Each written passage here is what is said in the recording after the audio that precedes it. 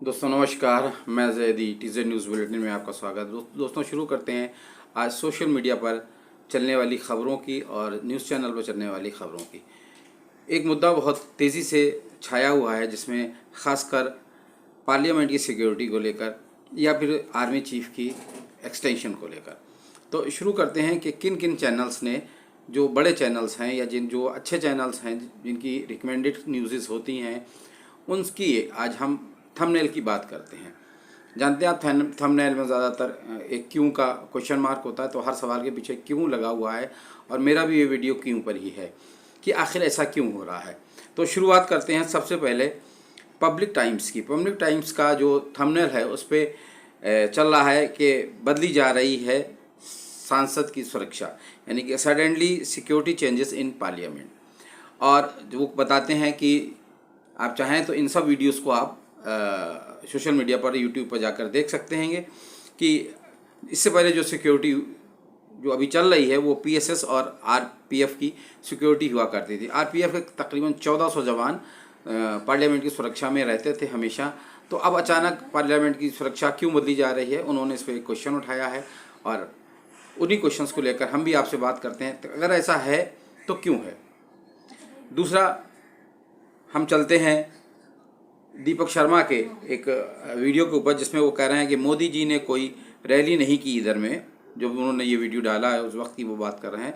तो कौन सी फाइलों को निपटाया जा रहा है, ये दीपक शर्मा अपने चैनल पर, उनका थंबनेल है। आखिर क्यों और कौन सी इस पर भी क्वेश्चन मार्क है। उसके बाद एक न्यूज़ एबीपी गंगा के एक शायद फेसबुक पर या इंटरनेट पर चल रही है जिसमें लिखा है कि बीजेपी के साथ हुआ खेला।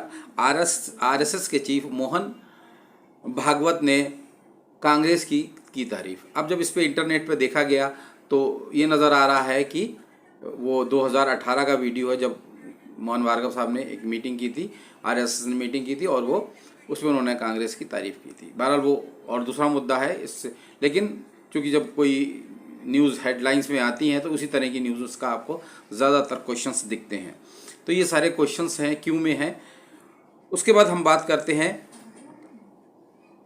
कि प्रज्ञा के उल्टा चश्मा की। प्रज्ञा के ने भी अपने उसमें उनके 2 वीडियो पढ़े हैं, उसमें भी उन्होंने आर्मी चीफ का कार्यकाल बढ़ा आखिर क्यों, और सत्ता बदलने से पहले अंदर खाने में कोई तैयारी चल रही है क्या, तो इस तरह का भी एक क्वेश्चन है।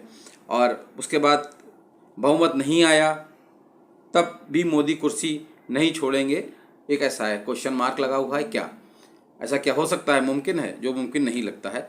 और उस पर उन्होंने एक बड़े पत्रकार हैं जो जाने माने वानखेड़े साहब, अशोक वानखेड़े साहब का एक उन्होंने उनके साथ में डिस्कशन किया और उन्होंने अशोक वानखेड़े साहब ने बहुत ही अच्छे तरीके से डिटेल होकर उसको बताने की कोशिश की है और उन्होंने जो सवालात का जवाब बहुत ही अच्छे तरीके से दिया है।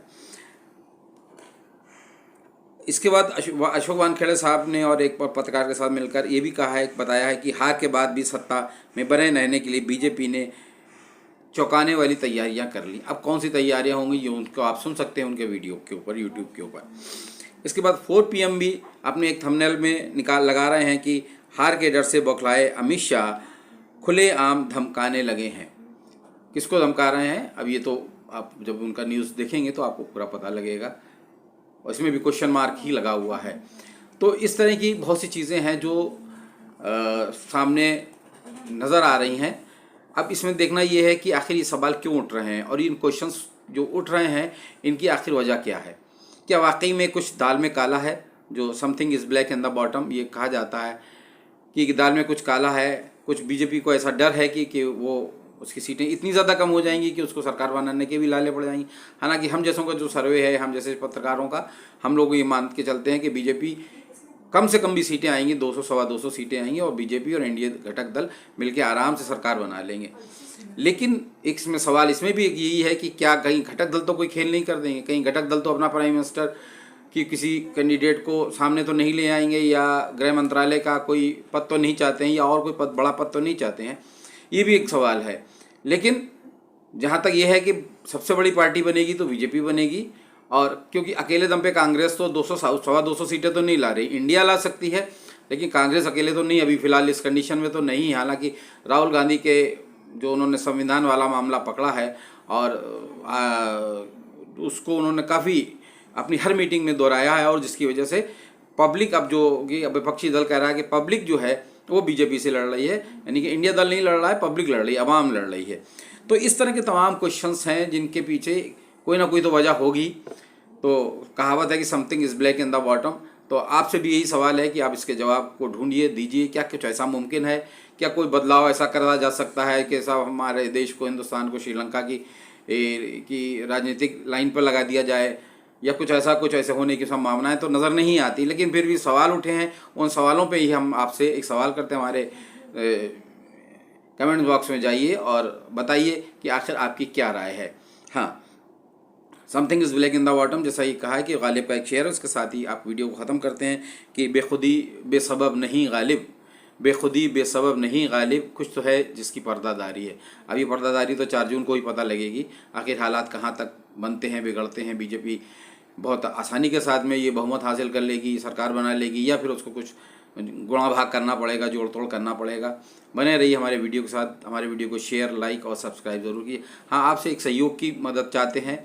अगर आप हमारी मदद करना चाहें, हम आपसे आर्थिक मदद नहीं मांगते हैं, हम आपसे, अगर आपके पास, जो लोग हमारा वीडियो देखते हैं, लाइक करते हैं, सब्सक्राइब करते हैं, अगर आपके पास कोई ऐसी न्यूज़ है जो आप समझते हैं कि दिखाने लायक है, या किसी अधिकारी का या किसी पार्टीज़ की कोई ऐसी गलतियां, खामियां जिनसे आप परेशान हैं या आपकी ज़िंदगी परेशान है, आप अपनी आवाज़ को बुलंद करना चाहते हैं, तो आप वो वीडियो व्हाट्सएप पे हमारे पास साथ शेयर कीजिए और सेल्फ पत्रकार बनिए, और हम आपकी आवाज़ को उठाएंगे। बने रहिए TZ न्यूज़ बुलेटिन के साथ। Have a nice day.